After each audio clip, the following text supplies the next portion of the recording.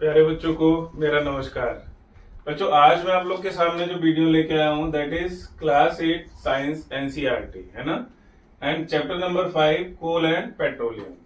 बड़ा ही important chapter है। क्वेश्चन 3-4 टॉपिक्स ऐसे बड़े इंपॉर्टेंट इसमें जहां से आपको डायरेक्ट क्वेश्चन पूछेगा और श्योर शॉर्ट पूछेगा, है ना। तो late us start.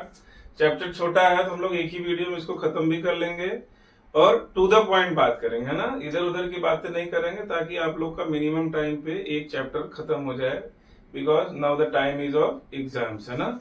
So let us start. Coal and petroleum chapter number 5। इसमें मैंने हाईलाइट कर लिया है जो इंपॉर्टेंट चीजें हैं। एनसीईआरटी की बुक है, पेज नंबर है 56। तो सारे नहीं पढ़ेंगे हम लोग, जो इंपॉर्टेंट हाईलाइटेड वन है वही पढ़ेंगे और उसको अच्छे से समझ के शॉर्ट नोट भी बनाएंगे, जो हमारा एज यूजुअल पैटर्न है ना। Let us start with coal and petroleum chapter number 5। अब इसमें फर्स्ट पेज पे, in the light of availability of various resources in nature, natural resources can be classified into two kinds. So, on the basis of its availability, on the basis of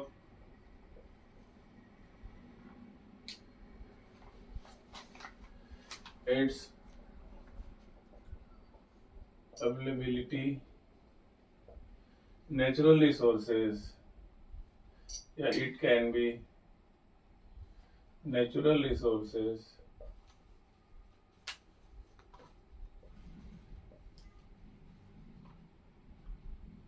can be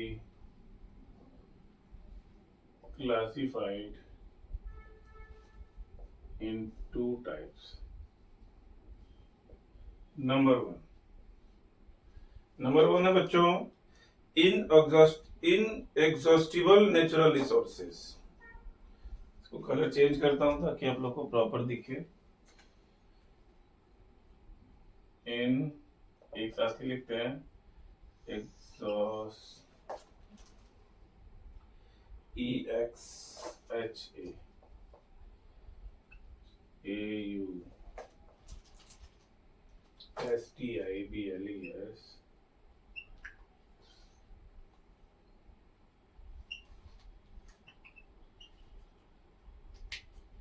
number 2 exhaustible natural resources.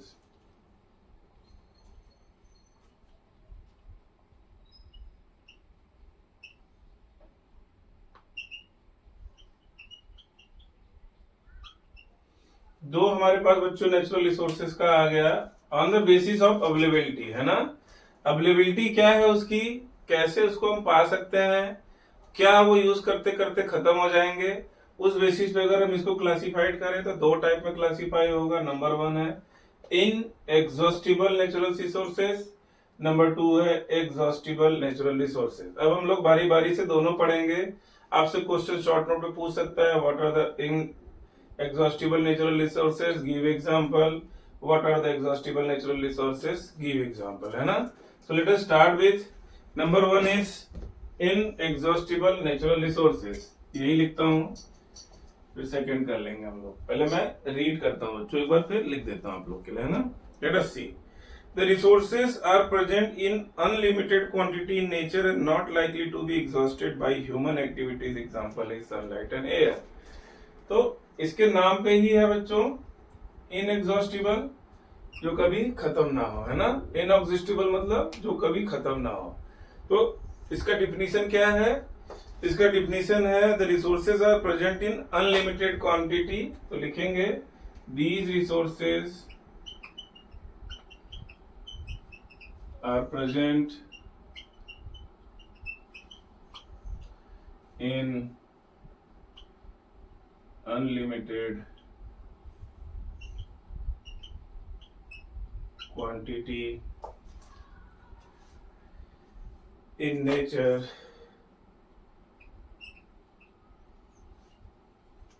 देखो, natural resources का मतलब यही हो गया कि इसमें कोई human intervention नहीं है। अवेलेबल किया जाता है बाय नेचर, भाई जो हमारा सराउंडिंग इकोसिस्टम है, जो नेचर है, वहां से हमको अवेलेबिलिटी मिलती है इसकी, है ना। तो हमारे ऊपर डिपेंड करता है कैसे हम यूज करना है इसको, आने वाली पीढ़ी को इसको देना है कि नहीं देना है, लेकिन अब ये जो इनएग्जॉस्टिबल नेचुरल रिसोर्सेज हैं, ये क्या है, ये कभी खत्म नहीं होंगे ना, तो इसको कैसे भी यूज करो। इसीलिए आजकल क्या हो रहा है, सोलर एनर्जी पे ज्यादा फोकस किया जा रहा है, ताकि जो पेट्रोलियम है या जो एग्जॉस्टिबल नेचुरल रिसोर्सेज है उनका कम से कम यूज हो और आने वाली जनरेशन के लिए वो बचा रहे। But we will talk it later. Now let us focus on this. in nature and are not likely to be exhausted by human activity and are not likely to be exhausted by human activity। ठीक है, by human activity. अब इसका example हम लोग ले लेते हैं, sunlight and air. Example है, example is sunlight and air. दो एग्जाम्पल मैंने दे दिया आप लोग को, जो कि अवेलेबिलिटी है, कितना भी चाहे इंसान उसको खत्म नहीं कर सकता है ना यूज करके। तो ये हो गया हमारा inexhaustible natural resources. Let us see what are the exhaustible natural resources. Second one, हमने दो टाइप में क्लासिफाई किया था, फर्स्ट हमने कर लिया। Late us see the second one. Second one is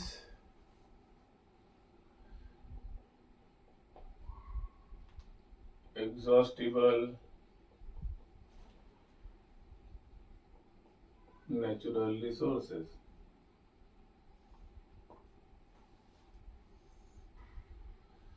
अब बच्चों ये क्या है, this is the cause of concern, है ना, क्योंकि ये तो खत्म ही नहीं होगा तो कोई बात नहीं, अवेलेबल है, सूरज रोज उगता है, हमको यूज करने के लिए, अपने आप को खाली डेवलप करने की बात है ना।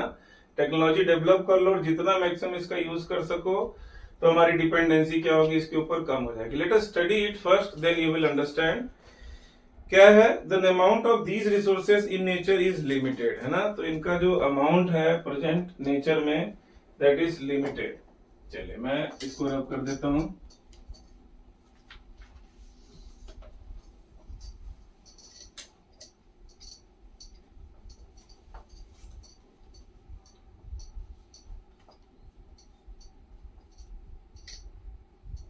देख लेता हूं जो the amount of these natural resources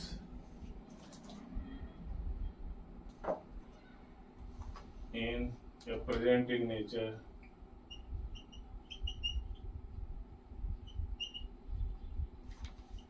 is limited, है ना। तो अब ये क्या है, लिमिटेड अमाउंट में प्रेजेंट है हमारे नेचर में, है ना। They can be exhausted by human activities. अगर लिमिटेड है तो हम अगर इसका यूज करेंगे तो क्या होगा, ये एग्जॉस्टेड मतलब खत्म हो जाएगा, है ना। तो मैं लिखता हूं, they can be exhausted, they can be exhausted by human activity. देख लेते हैं बच्चों क्या है इसमें एग्जाम्पल। एग्जाम्पल है,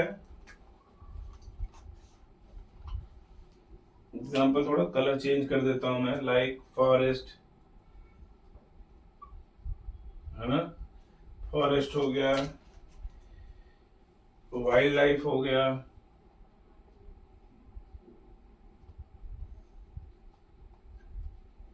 वाइल्ड लाइफ हो गया, मिनरल्स हो गए, कोल हो गया, पेट्रोलियम हो गया,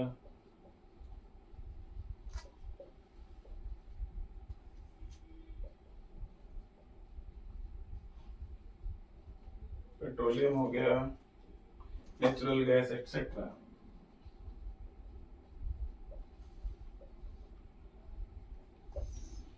इसका मतलब क्या हुआ बच्चों, इसका मतलब ये हुआ कि ये जो नेचुरल रिसोर्सेज हैं, है ना, ये जो नेचुरल रिसोर्सेज है, इसका अगर हम एग्जॉस्टिव ज्यादा यूज करना चालू कर देंगे तो ये खत्म हो जाएगा, है ना, क्योंकि इसको बनने में मिलियंस ऑफ ईयर लगते हैं और खत्म करने में तो हम लोग देख ही रहे हैं। क्योंकि एग्जांपल देखिए, पेट्रोलियम है, नेचुरल गैस है, पेट्रोलियम में क्या आ गया, पेट्रोल, डीजल, ग्रीस, कोक, ये सब पेट्रोलियम के प्रोडक्ट है। तो ये क्या है, लगातार हम लोग की डिपेंडेंसी इसके ऊपर बहुत ज्यादा है, तो इसकी वजह से धीरे धीरे खत्म होते जा रहे हैं और इसकी वजह से पोल्यूशन भी बहुत हो रहा है। तो हमारा कॉज ऑफ कंसर्न क्या है, that is exhaustible natural resources. आपसे क्वेश्चन दो टाइप से पूछेगा, what is natural exhaustible, what is define exhaustible natural resources, दूसरा पूछेगा डिफाइन इनएग्जॉस्टिबल नेचुरल रिसोर्सेज। तो दोनों के केस में आपको क्या करना है, डिफाइन करना है, डिफाइन करके क्या करना है, उसका एग्जाम्पल लिखना है ना। ये अगर दो करेंगे तो ऑलमोस्ट श्योर शॉर्ट क्वेश्चन है, एवरी अल्टरनेट ईयर पूछता है, तो आपको ये इजी भी है ना, तो ये आप आराम से कर सकते हैं। लेट अस प्रोसीड फर्दर बच्चों। अब जो नेचुरल रिसोर्सेज होते हैं like coal, petroleum, natural gas, these are found from dead remains of living organisms, है ना। ये जो है पेट्रोलियम है, पेट्रोलियम एंड नेचुरल गैस, ये पेट्रोलियम एंड नेचुरल गैस, ये कैसे बनता है बच्चों, dead remains of living organism. जो लिविंग ऑर्गेनिज्म जब मर जाते हैं, मान लो जैसे फिश है, फिश मर के कहाँ जाएगा, समुद्र की तलहटी में चला जाएगा, या प्लांट है, एनिमल है, बहुत बड़ा कोई नेचुरल कैलेमिटी आए और वो दब गए, जमीन के नीचे दब गए, या फिश और ये लोग क्या करेंगे, मर के जमीन पे सेटल होंगे, उनके ऊपर मिट्टी दब जाएगी, लग जाएगी, उनके ऊपर हाई प्रेशर होगा और टेम्परेचर भी बहुत बढ़ जाता है। तो हाई प्रेशर और हाई टेम्परेचर में क्या बनता है, पेट्रोलियम और नेचुरल गैस, है ना। तो इनको हम क्या बोलते हैं, made up of dead living organism, so also called fossil fuel। Fossil fuel बोलेंगे इसको हम लोग, है ना, किसको, पेट्रोलियम को और नेचुरल गैस को, है ना। तो आपसे एक तीसरा क्वेश्चन पूछेगा, व्हाट इज फॉसिल फ्यूल, तो हम लिखेंगे the natural resources which is made up of dead living organisms, है ना, बड़ी बड़ी फिश, प्लांट्स, एनिमल्स। जैसे कोई भूकंप आया और कोई पहाड़ गिरा या फिर वोल्केनिक इरप्शन हुआ, बहुत सारा लावा निकला, उसमें क्या हुआ, बहुत सारे पेड़ उसके नीचे दब गए। दबने के बाद क्या होगा, फिर वो बहुत हाई प्रेशर और हाई टेम्परेचर में क्या होगा, उनका काफी दिनों तक, मिलियंस ऑफ ईयर तक पड़े रहेंगे। फिर उसका क्या होगा, फिर उसके अंदर प्रोसेस होगा, प्रोसेस होकर क्या बन जाएंगे लोग, फॉसिल फ्यूल बन जाएंगे, है ना, फॉसिल फ्यूल बन जाएंगे। सो बच्चों, हमारा जो मेन कॉज ऑफ कंसर्न वो क्या है, एग्जॉस्टिबल नेचुरल रिसोर्सेज। हम लोग इस चैप्टर में क्या पढ़ने वाले हैं, एग्जॉस्टिबल नेचुरल रिसोर्सेज के बारे में। हमारा फर्स्ट पॉइंट आता है, that is coal. So let us start with coal, है ना। नंबर 1 हमारा है कोल। ये सब जो भी हम पढ़ेंगे इस चैप्टर में, सब एग्जॉस्टिबल नेचुरल रिसोर्सेज के बारे में पढ़ेंगे, मतलब जिसका हम यूज करेंगे तो वो खत्म होने का पूरा वो है ना, जो जमीन के अंदर से हम खोद के माइनिंग करके उसको निकालते हैं, सारे जो नेचुरल रिसोर्सेज हैं। और पेट्रोलियम और नेचुरल गैस को हम लोग फॉसिल फ्यूल भी बोलते हैं। क्यों, क्योंकि ये एक समय में जिंदा ऑर्गेनिज्म जमीन के नीचे दब गया और बहुत सालों तक, मिलियंस ऑफ ईयर तक पड़ा रहा, उसके बाद उसका फॉर्मेशन होता है ना। चलिए, पहला जो इंपॉर्टेंट पॉइंट वो है, वो हमारा क्या है, कोल। कोल, चलिए देखते हैं क्या है coal. It is hard, it is as hard as stone and it is in black colour, है ना। ये क्या बच्चों, it is hard as stone, it is hard as stone and black in color।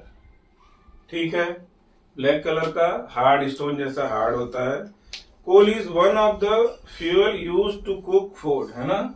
इसका एक उसमें से एक फ्यूल है जो हम क्या करते हैं, खाना बनाने में इसका यूज करते हैं। It is also use in thermal power plants to produce electricity. Coal is also use as fuel in various industries. तो इसका यूज इन्होंने बता दिया, यूज हम लोग बाद में करते हैं। अभी पहले कोल क्या है वो देख लेते हैं, बनता कैसे है वो देख लेते हैं। स्टोरी ऑफ कोल हेडिंग उसके नीचे है, under high pressure and high temperature dead plants got slowly converted to coal. As coal contains mainly carbon, the slow process of conversion of dead vegetation into coal is called carbonization, है ना। तो कोल बनता कैसे है वो पहले हम लोग लिख लेते हैं, under high pressure and high temperature. Under high pressure and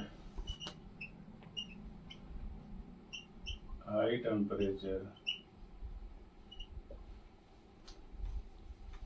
dead plants got slowly converted to coal. Dead plants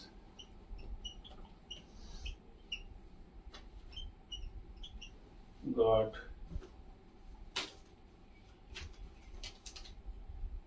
slowly converted to coal.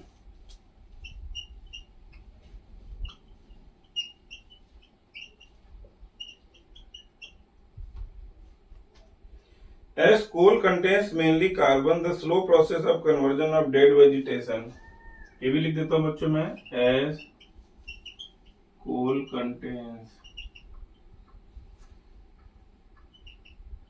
mainly carbon, the slow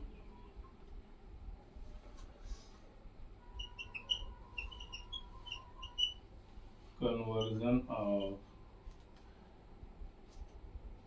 dead vegetation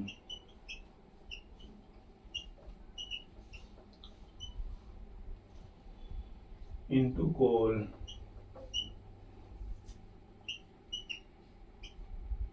is called carbonization.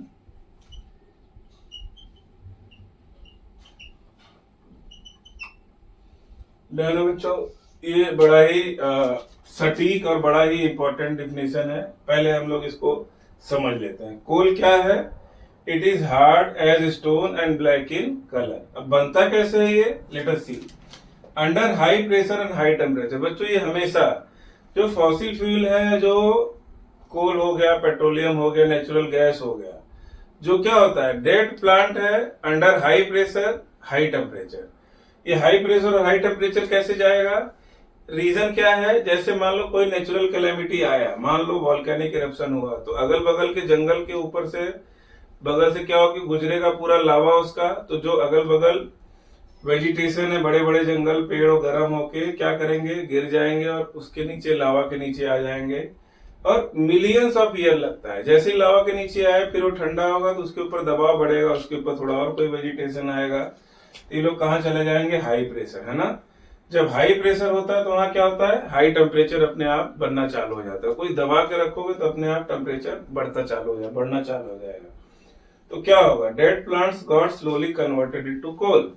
तो क्या हो जाएगा, जो dead plants जो दब गए हैं high pressure और हाई टेम्परेचर में, किस में कन्वर्ट हो जाएंगे, कोल में, है ना, कोल में। As coal contains mainly carbon, coal मतलब मेनली कार्बन, है ना।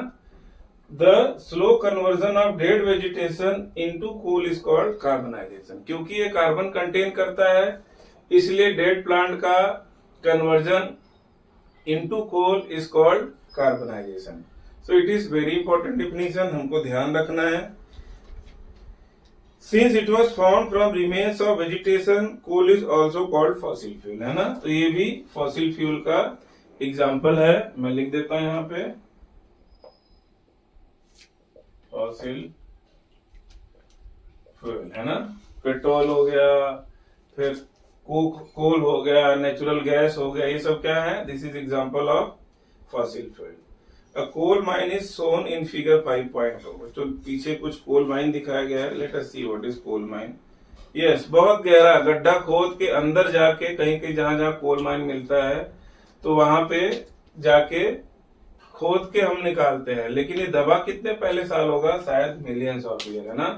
तो नया कोल बनाने के लिए कोई नया प्रलय चाहिए, है ना, कोई नेचुरल कैलामिटी आएगा, कोई पहाड़ खिसक जाएगा, उसके ऊपर जो वो पेड़ पौधे वो दब जाएंगे, हजारों सालों तक ऐसे ही दबे रहेंगे, तब जाके कोल फॉर्मेशन होता है। इसीलिए हम इसको क्या बोलते हैं, एग्जॉस्टिबल, है ना, खत्म हो जाएगा ज्यादा यूज करेंगे।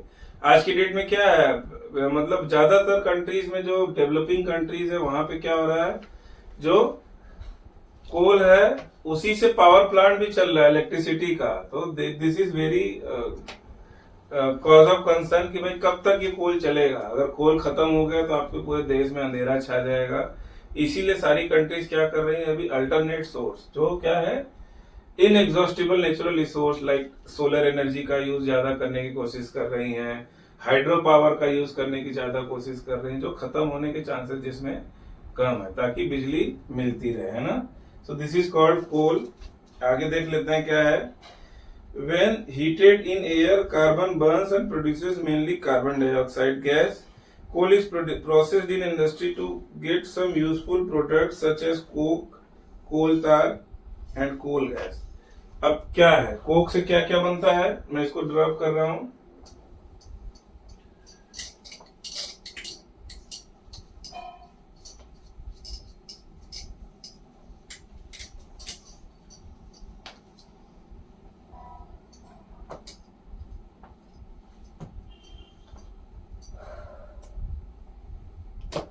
लेट अस सी, कोल से क्या क्या बनता है बच्चों।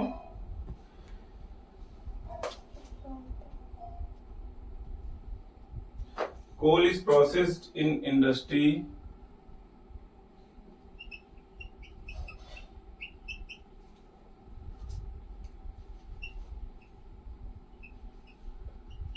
To get number 1 COKE, coke. दूसरा है कोल तार,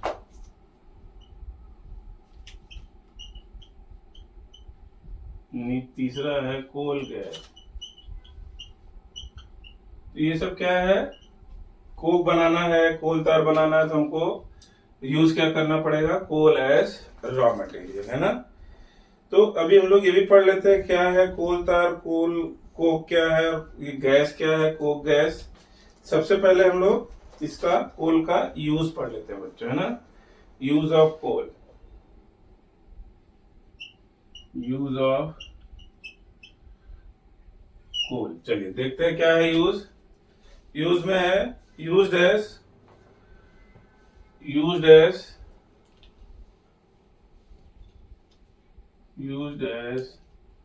fuel to cook food. Number 2 क्या है,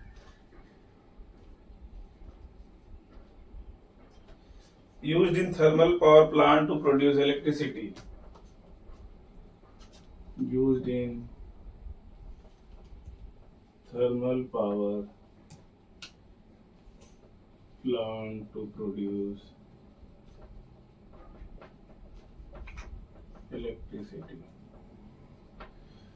ठीक है ना। Coal is also used as fuel in various industries. तो fuel to cook food and industry, यही लिख देता हूं मैं, आपका काम हो गया, है ना। तो हमने कोल क्या है, कैसे बनता है, उसका यूज क्या है, और उसके बाई प्रोडक्ट क्या है, इतना हमने अभी तक देख लिया। अब बाई प्रोडक्ट क्या है, कोक है, कोल तार है और कोल गैस है। तो आपको क्वेश्चन पूछ सकता है व्हाट इज कोल तार, व्हाट इज कोक।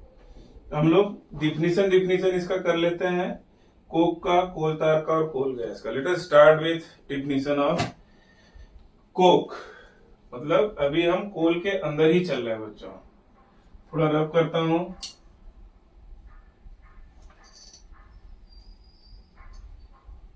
इसी के अंदर में ही हम लोग चल रहे हैं, तो मैं लिखता हूं, use the red colour, Coke. देखते हैं क्या होता है कोक। लेट अस सी, मैं रीड करता हूं पहले, फिर हम लोग लिख लेंगे, है ना। It is a tough, porous and black substance. It is almost pure form of carbon, है ना? तो coke is almost pure form of carbon. Coke is used in manufacture of steel and in extraction of many metals. बच्चों एकदम सटीक line है. Let us write it down. Let us write it down. मैं इसको भी रब कर दे रहा हूँ. आप लोग चाहें तो वीडियो को स्टॉप करके अपना प्रॉपर नोट्स को तैयार कर सकते हैं ना.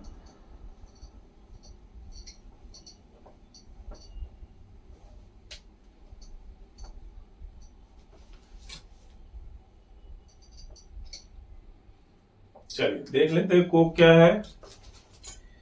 Coke is tough, porous and black substance. It इज black, porous and tough substance.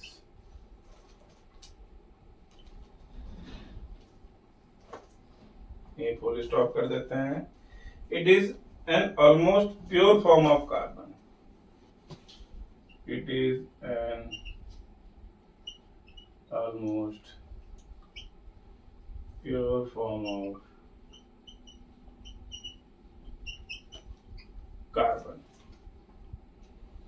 Coke is used in manufacture of steel.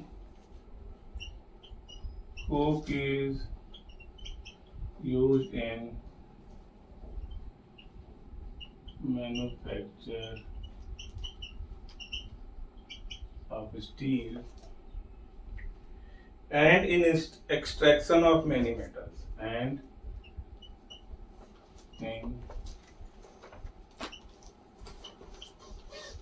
extraction of many metals. बच्चों ये this is the definition of Coke, है ना. इंपॉर्टेंट है, हमको याद रखना है. चलिए मैं एक बार फिर से आप लोग के लिए रिवाइज करता हूँ. It is black, porous and tough substance. It is an almost pure form of carbon, है ना. तो जो कोल के अंदर जो इम्प्योरिटीज होती है अगर हम उसको पूरा निकाल दें तो क्या बनेगा? कोक बनेगा, है ना. क्योंकि ये क्या है? प्योर फॉर्म ऑफ कार्बन है.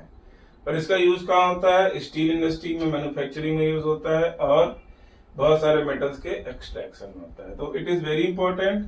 कोल को जब हम रिफाइन करेंगे तो क्या बनेगा? कोक बनेगा, है ना. तो it is almost pure form of carbon. और कहाँ यूज होता है? स्टील इंडस्ट्री में, मैन्युफैक्चरिंग ऑफ स्टील और बहुत सारे मेटल के एक्सट्रैक्शन. चलिए सेकेंड है coal tar. Let us see what is coal tar. तो मैं थोड़ा मिटाता हूं ताकि जगह बना रहे हमारे लिए.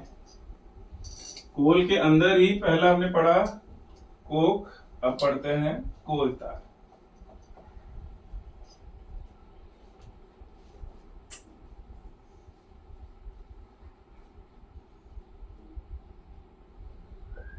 Let us see what is coal tar.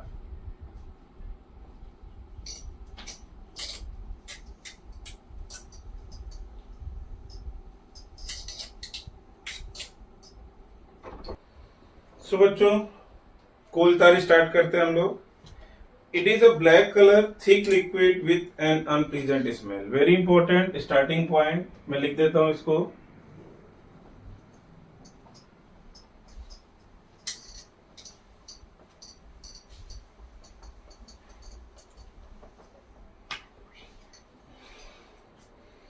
तो कोल तार भी क्या है? थिक लिक्विड, है ना. Black thick liquid. लिखता हूं it is black thick liquid with an unpleasant smell. With an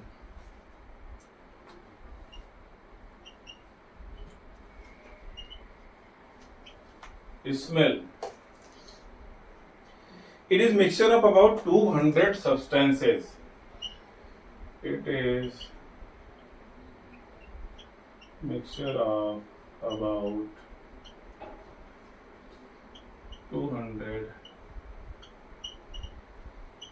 substances. ठीक है, आगे देखते हैं क्या है.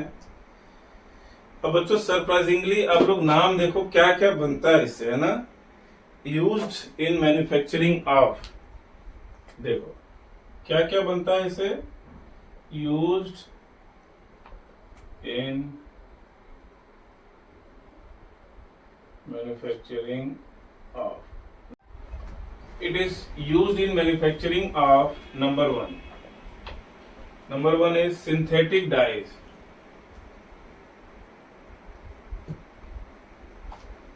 सिंथेटिक डाइज मतलब बच्चों कोई भी चीज को आर्टिफिशियल कलर देने के लिए, जैसे हमारे शर्ट का कलर, हमारे पैंट का कलर, या बहुत सारी चीजें प्लास्टिक की जो सब कुछ आता है, सब में जो डाइस कलर देने में इसका यूज होता है, इसके मैन्युफैक्चरिंग में ये भी यूज होता है ना। सिंथेटिक डाइज में कोल तार यूज होता है। नंबर 2 है परफ्यूम, एक्सप्लोसिव, प्लास्टिक, बहुत सारा मैं लिख देता हूं ऐसे ही, perfume, plastic, photographic material,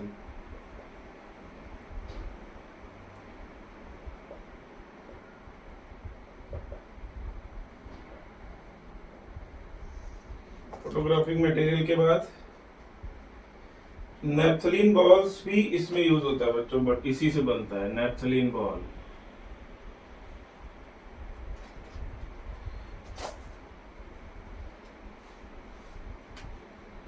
naphthalene.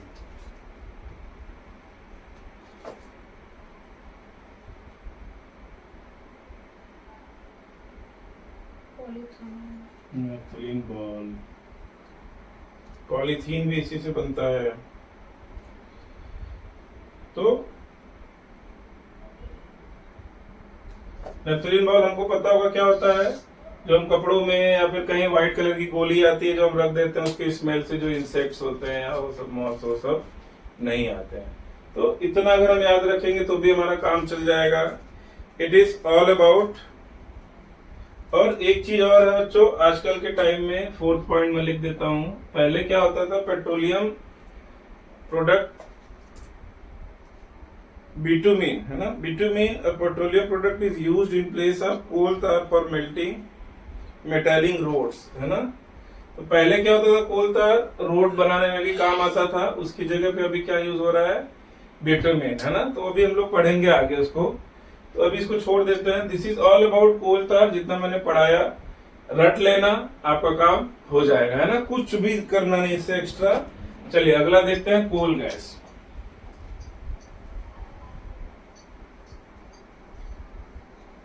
Coal gas,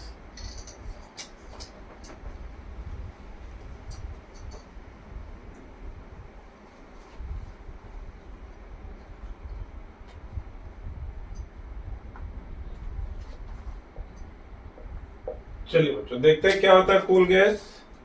coal gas is obtained during the processing of coal to get coke, है ना। तो जब कोल से हम कोक बनाते हैं, it is purest form of carbon, मतलब कोल, जब कोल से कोक बनाते हैं तो क्या मिलता है हमको, कोल गैस, है ना। Coal gas is obtained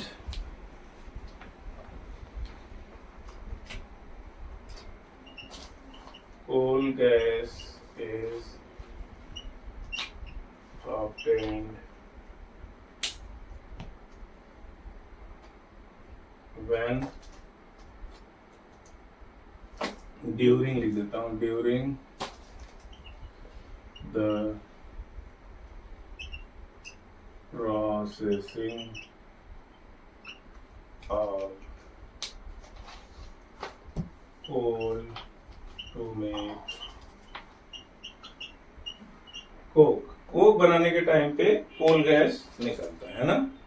it is used as fuel in many industry situated near the coal processing plant. ये भी used as fuel, used as fuel. Gas है, जलाने के काम आता है। जनरली क्या होता है, जो गैसेस होते हैं उनसे खाना बन सकता है या फिर इंडस्ट्री में यूज होंगे, तो आप दोनों लिख सकते हैं उस केस में, है ना। नेक्स्ट आता है बच्चों पेट्रोलियम, है ना। चलिए नेक्स्ट हेडिंग हम लोग डालते हैं पेट्रोलियम। हमने कोल के बारे में पूरा पढ़ लिया, कोल तार, कोक और कोल गैस तीनों पढ़ लिया। अब हमारा नेक्स्ट पॉइंट आ गया पेट्रोलियम। इसमें भी बहुत ही ज्यादा डीप में नहीं जाएंगे, लाइट लाइट ही पढ़ेंगे। Late us see what is petroleum.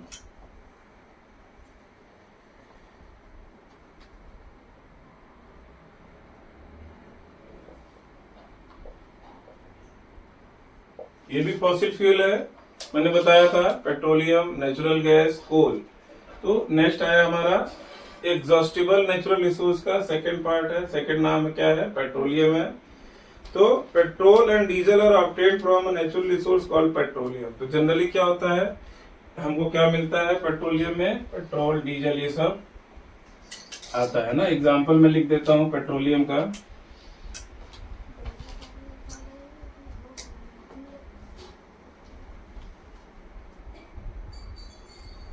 Petrol, diesel,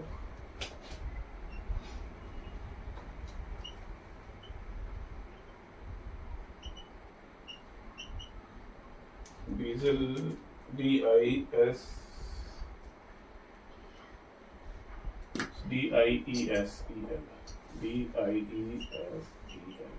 है ना। ये क्या है, इसका एग्जाम्पल है। The word petroleum is derived from Petra. दो चीजों से बना है। नंबर वन क्या है, पेट्रा, पेट्रा मीन्स रॉक, और दूसरा क्या है, दूसरा क्या है, oleum, OLEUM, oleum means oil. बच्चों ये क्या है, ये भी नेचुरल रिसोर्सेज में से आता है, एग्जॉस्टिबल है। तो क्या था पहले, जो जैसे सी के अंदर फिशेज या जो भी सी के जो बड़े बड़े ऑर्गेनिजम्स ये लोग रहते थे, ये मर के डेड वहां चले जाएंगे बॉटम पे। बॉटम के ऊपर क्या होगा, उसके ऊपर सैंड आएगा, फिर नया लेयर आएगा, धीरे धीरे लेयर ऊपर बढ़ता जाएगा, और वो लोग कहाँ चले जाएंगे, अंडर हाई प्रेशर, है ना। अंडर हाई प्रेशर चले जाएंगे वो लोग। हाई प्रेशर हाई टेम्परेचर में क्या होता है, बनता क्या है, पेट्रोलियम बनता है ना। तो ये जो है जनरली क्या है, जैसे मान लो ये एक रॉक है ना, रॉक है ये। सेडिमेंटेशन जो हुआ उसके ऊपर, और उसके बाद ये दूसरा रॉक आ गया। अब इसके अंदर जो लिविंग ऑर्गेनिज्म जो डेड होके पड़ा था, under high pressure high temperature क्या बन जाएगा, थोड़ा इसी में गैस बन जाएगा, और ये सब क्या बन जाएगा, पेट्रोलियम बन जाएगा, है ना।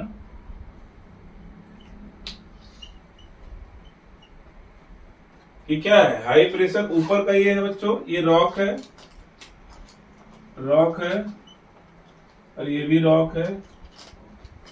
दोनों के बीच में ये फंस के क्या बन जाता है, पेट्रोलियम। मतलब यहाँ पे क्या होगा, लिविंग ऑर्गेनिज्म जैसे मान लो जो डेड हुआ समंदर के नीचे चला गया, या फिर कोई नेचुरल कैलेमिटी आया, बहुत सारा फ्लड आया, बहुत सारे वेजिटेशन एनिमल्स दब के मर गए, उसके ऊपर फिर लगातार प्रेशर बढ़ता गया, तो एक नया लेयर बन गया। नया लेयर बनने के बाद अब क्या होगा, जो नीचे है उनके ऊपर हाई प्रेशर और हाई टेम्परेचर अप्लाई होगा। हाई प्रेशर और हाई टेम्परेचर में क्या होगा, ये पेट्रोलियम में कन्वर्ट हो जाएंगे, और पेट्रोलियम कन्वर्ट होकर ऐसे ही पड़े रहेंगे, है ना। फिर हम लोग क्या करते हैं, what we do is, pipe लगाएंगे ऐसे, गैस निकाल लेंगे, पाइप लगाएंगे ऐसे, ये क्या करेंगे हम लोग, ऑयल भी निकाल लेंगे, है ना। इसको हम क्या बोलते हैं, एक्सट्रैक्शन। ये हमारा क्या हो रहा है, एक्सट्रैक्शन हो रहा है ना। तो दिस इज कैसे पेट्रोलियम बनता है, कहाँ पाया जाता है, वो देख लिया हमने। अब petroleum is a dark oily liquid, it has an unpleasant order, smell, है ना। जैसे हमने पढ़ा था कोल तार के बारे में। लेकिन जो गंदा होता है, जो अगर उसको प्रोसेस किया जाए, अच्छे से मेहनत करे, तो वो बहुत निखरता है ना बच्चों। इसलिए अपने आप को हमेशा मेहनत करो, अपग्रेड करते रहो। Petroleum is a dark, petroleum is dark oily liquid,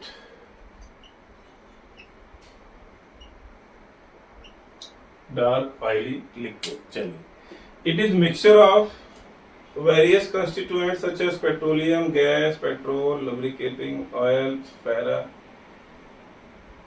wax। तो ये क्या होता है, बहुत सारी चीजें इसके अंदर मिक्स रहती हैं। मैं लिख देता हूँ, ये भी आप लोग के लिए इंपॉर्टेंट पॉइंट है। It is a mixture of various constituents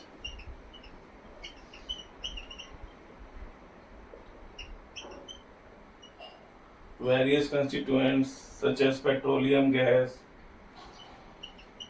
such as petroleum gas, petrol, diesel, lubricating oil, petrol, DISEL, lubricating oil। Lubricating oil मतलब मोबिल ऑयल, जो गाड़ियों में चलता है, engine oil. Paraffin wax etcetera, paraffin wax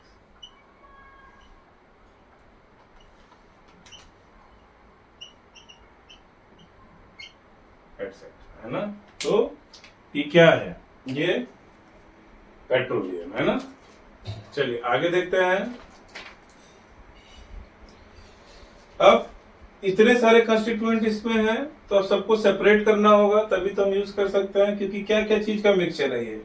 mixture of petroleum gas, mixture of petrol, diesel, lubricating oil, paraffin wax etcetera. तो सबको अलग अलग सेपरेशन जो करके हम सब पेट्रोल निकालना, डीजल निकालना, इसको हम क्या बोलते हैं, रिफाइनिंग, है ना।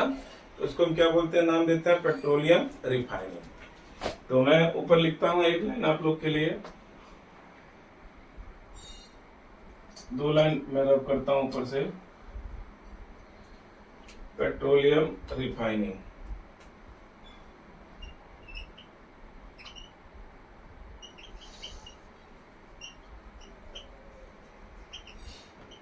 आपसे पूछेगा व्हाट इज पेट्रोलियम रिफाइनिंग, तो हम उसको लिख सकते हैं। चलिए मैं एक लाइन रब कर देता हूं।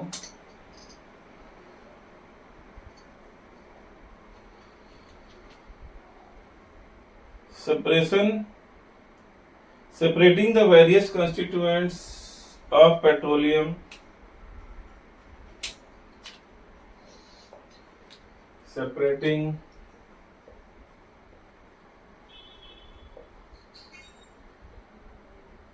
various constituents of petroleum is carried out by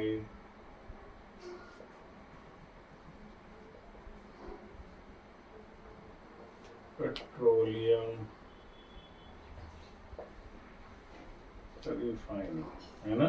किसके द्वारा होता है ये, पेट्रोलियम रिफाइनिंग के द्वारा होता है। बच्चों ये हमारा हो गया पेट्रोलियम। इसके अलावा बहुत सारा दिया हुआ है, क्या क्या किससे बनता है। 2-4 जो इम्पोर्टेंट है, जो आपको कंफ्यूजन होगा, वो मैं आपको लिखवा देता हूँ।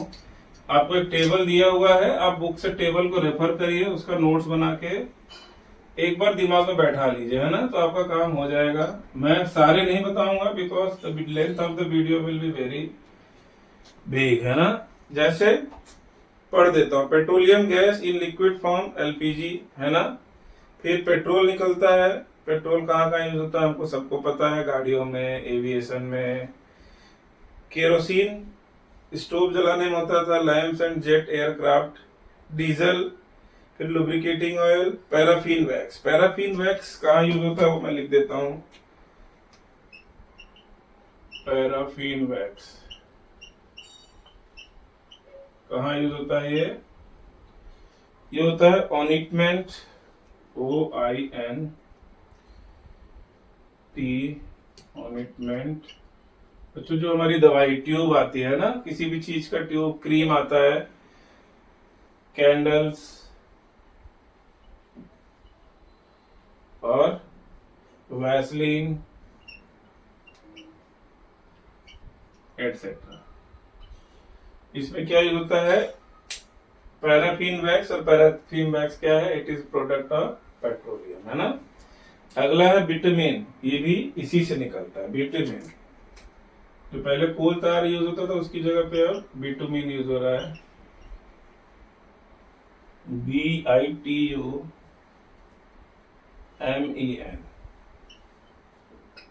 used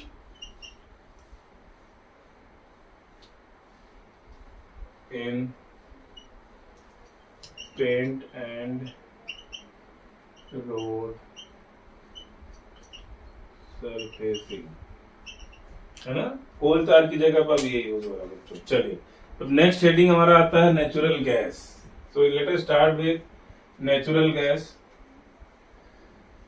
पेट्रोलियम का हमने समझ लिया है कि बहुत सारे जो कंस्टिट्यूएंट्स होते हैं उसको अलग अलग करना, क्या बोलेंगे उसको हम, पेट्रोलियम रिफाइनिंग। पेट्रोलियम रिफाइनिंग करके जो बहुत सारे कंस्टिट्यूएंट्स हैं उसके जो हमने पढ़ा था, petrol, diesel, paraffin wax, petroleum gas, सबको सेपरेट कर लेते हैं, हम अलग अलग कर लेते हैं ना, और अलग अलग जगह पे यूज करते हैं। यूज भी हमने देख लिया, यूज भी पेट्रोल, डीजल, केरोसिन, ये सब का आपको पता है। दो मैंने आपको बता दिया जो आपको और एडिशनल ध्यान रखना है, पैराफिन वैक्स। ये जो दवाइयाँ क्रीम होती हैं ऑइंटमेंट फॉर्म में आता है, वो उसको बनाने में, कैंडल्स बनाने में, वैसलीन बनाने में यूज होता है। और दूसरा बिटुमेन है, बिटुमेन कहाँ यूज होता है, रोड को सरफेसिंग करने में, जो ब्लैक कलर का होता है उसको हम क्या बोलते हैं, बिटुमेन। अर्लियर इसकी जगह पे क्या यूज होता था, कोल तार। तो कोल तार को बच्चों इसने क्या कर दिया, सब्स्टिट्यूट कर दिया, है ना। Let us see the natural gas, let us see the natural gas.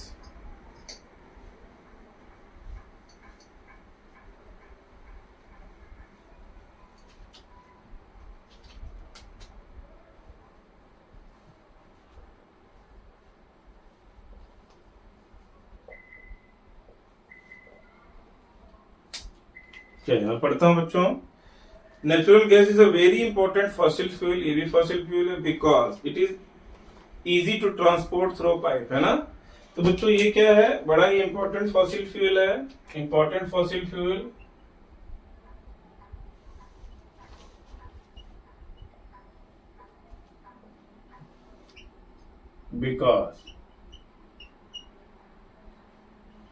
because easy to transport through pipes, है ना। पाइप के थ्रू एक देश से दूसरे देश, बहुत सारी कंट्रीज जहाँ पे नेचुरल गैस ज्यादा पाया जा रहा, तो हम लोग क्या कर रहे हैं, इंपोर्ट कर रहे हैं, है ना। जैसे भी हमने देखा रशिया यूक्रेन क्राइसिस में ज्यादातर जो यूरोपियन कंट्री थी नेचुरल गैस के लोग किसके ऊपर डिपेंडेंट थे, रशियन कंट्रीज, रशिया के ऊपर, है ना। तो बाद में उन्होंने रशिया के साथ के ऊपर जब बैन लगाया तो उन्होंने नेचुरल गैस मंगाना कम कर दिया, तो वहां पे प्राइस बहुत ज्यादा बढ़ गया। So this is also fossil fuel, जो जमीन के अंदर बहुत सालों तक दबे रहने के बाद जो जिंदा लिविंग ऑर्गेनिज्म जो मर के दब गए थे वो बनता है। इसको इजी टू ट्रांसपोर्ट है, मतलब एक जगह से दूसरी जगह ले जाना आसान है ना। Natural gas is stored under high pressure as compressed natural gas, है ना। स्टोर कैसे होता है, चलिए मैं इसको अब रब करता हूं।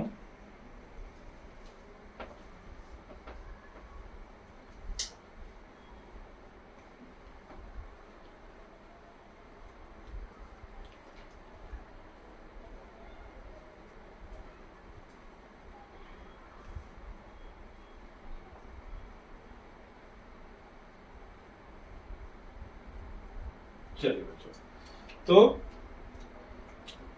Stored under high pressure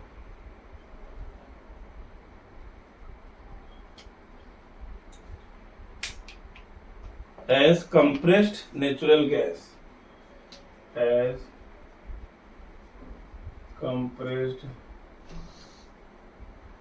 natural gas, क्या बोलेंगे, CNG, compressed natural gas. CNG is used for power generation, जो पेन यूज चेंज करता हूं, it is used for power generation है ना। और भी व्हीकल के अंदर भी फ्यूल, व्हीकल के अंदर भी यूज होता है ना, सीएनजी वाली गाड़ियां होती हैं, power generation fuel in vehicle, ठीक है। तो यहाँ पे ये यूज होता है। चलिए आगे देखते हैं। In our country natural gases have been found in Tripura, Rajasthan, Maharashtra. तो कहाँ पाया जाता है इन आवर कंट्री, देख लेते हैं। इन आवर कंट्री त्रिपुरा, दूसरा राजस्थान, और कहाँ पे है, महाराष्ट्र,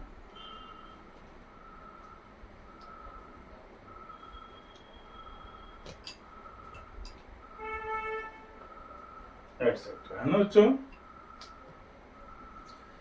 एटसेट्रा। तो एटलीस्ट 3 याद कर लेना है अपने को। तो ये हमारा क्या हो जाएगा, नेचुरल गैस के बारे में। बड़ा इंपॉर्टेंट था, important fossil fuel because it is easy to transport through pipes. इसको हम कंप्रेस्ड करके रखते हैं, compressed natural gas. High pressure में इसको कंप्रेस करके लिखेंगे तो क्या करेंगे, इसको क्या बोलेंगे हम, सीएनजी, है ना।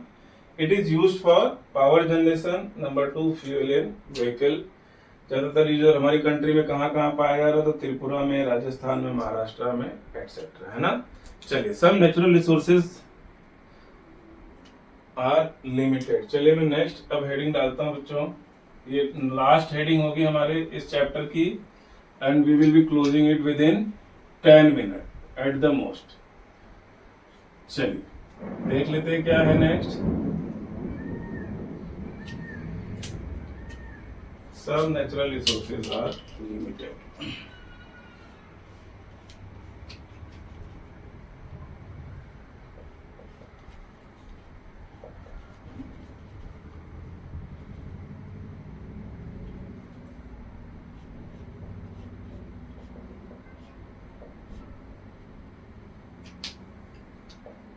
चलिए पढ़ लेते हैं एक बार बच्चों हम लोग। You have studied in beginning of this chapter that some natural resources are exhaustible like fossil fuel, forest, minerals. It is required that dead organisms million of years to get converted into these fuels. बच्चों ये natural resources कुछ जो हमने भी पढ़ा, कोल, petroleum, है ना, natural gas, ये सब क्या है, फॉसिल फ्यूल है और लिमिटेड है ना, जो एक टाइम पहले दब गए और उसके बाद वो धीरे धीरे कन्वर्ट होके पेट्रोलियम बन गया, कोल बन गया, या फिर नेचुरल गैस बन गया। लेकिन जो दबा था जितना बना वही लिमिटेड है, वैसा नहीं कि उसके अंदर जो दबा था फर्दर वो फैक्ट्री लग गई और बनता जा रहा है ना, वो लिमिटेड है। लिमिटेड है इसलिए हमको क्या करना है, बड़ा ही संभाल के इसका यूज करना है। अगर हम स्पीड ऐसे ही चलाता रहा जैसे अभी चल रहा है तो कुछ 100 सालों में, 200-400 सालों में, 2-4 आने वाली पीढ़ियों के बाद ये सब चीजें क्या हो जाएंगी, कोई हमको बताना पड़ेगा नमूना रख के कि भाई ये देखो कोल कहा जाता है, पहले हम लोग इसको जलाते थे, क्या करने के लिए जलाते थे, इलेक्ट्रिसिटी। सो बच्चों some natural resources are limited. हमने जैसा कि पढ़ा अभी, जो फॉसिल फ्यूल है like coal, petroleum, natural gas, ये सब क्या है, वर्षों मिलियंस ऑफ ईयर पहले जमीन के नीचे या समंदर की तलहटी में दब गए थे। हाई प्रेशर, हाई हीट की वजह से इनका फॉर्मेशन हुआ, है ना। और अब इसको हमको पता चल गया तो हम इसको निकाल के यूज कर रहे हैं, एज इफ कि कोई टंकी का भरा हुआ है, वहां से हम पानी निकाल रहे हैं। जब तक टंकी में पानी तब तक हम निकालते रहेंगे, बाद में क्या होगा, टंकी खाली हो जाएगी तो दोबारा वो भरेगा नहीं, है ना। फिर कोई नेचुरल कैलेमिटी आएगी, दब गया, करोड़ों साल तक वो दबा रहा तो शायद बन जाए। तो इसलिए हमको क्या करना है, इसका संभाल के यूज करना है हमेशा, है ना। तो जो रिजर्व्स हैं उसको हमेशा हमको बचा के रखना है। In India, the Petroleum Conservation Research Association advise people how to save petrol, diesel while driving. These tips are. आपसे पूछेगा ये क्या क्या टिप्स है पेट्रोल और डीजल बचाने के लिए, वो मैं लिख दे रहा हूँ। तो आपके लिए ये चैप्टर का ऑलमोस्ट हमारा काम हो जाएगा, है ना। लेट अस सी।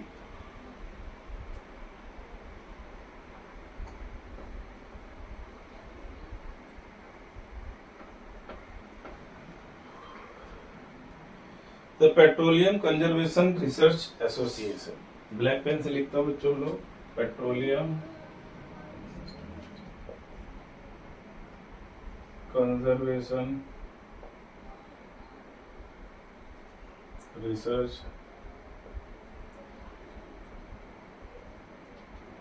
एसोसिएशन, क्या बोलेंगे इसको, PCRA,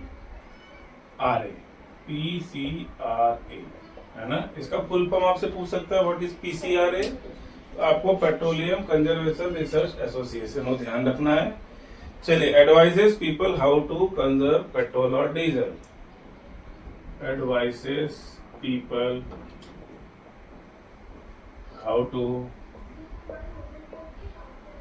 कंजर्व पेट्रोल और diesel, DIE। Number 1, device drive at constant and moderate speed as far as possible। तो क्या करेंगे हम लोग, drive at constant and moderate speed,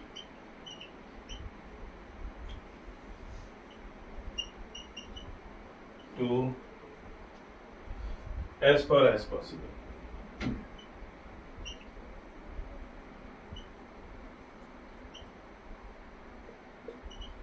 Number 2, switch off engine in traffic,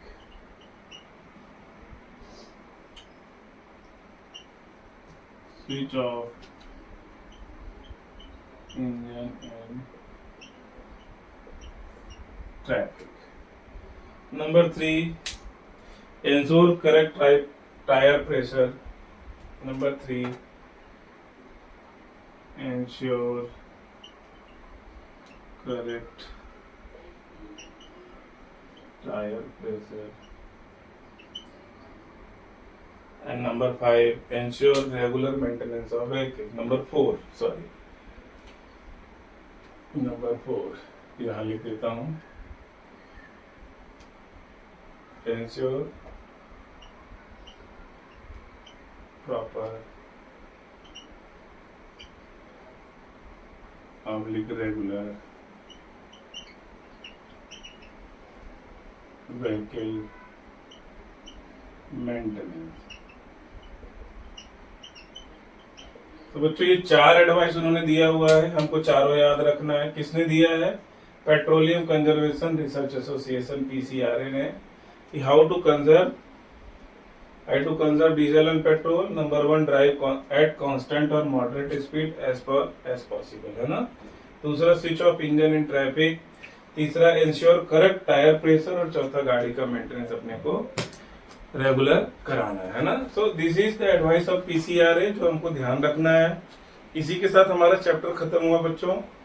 अब नेक्स्ट देखिए एक्सरसाइज में, what are the advantage of using CNG and LPG fuel. तो हमने पढ़ा था कि ये CNG क्या होता है, एक तो थोड़ा चीप रेट पे अवेलेबल है, दूसरा इसका जो पोल्यूशन लेवल है एकदम कम है बच्चों, है ना। तो इसकी वजह से जो क्लीन एनर्जी के तौर पे इसको देखा जाता है और इसको यूज किया जाता है।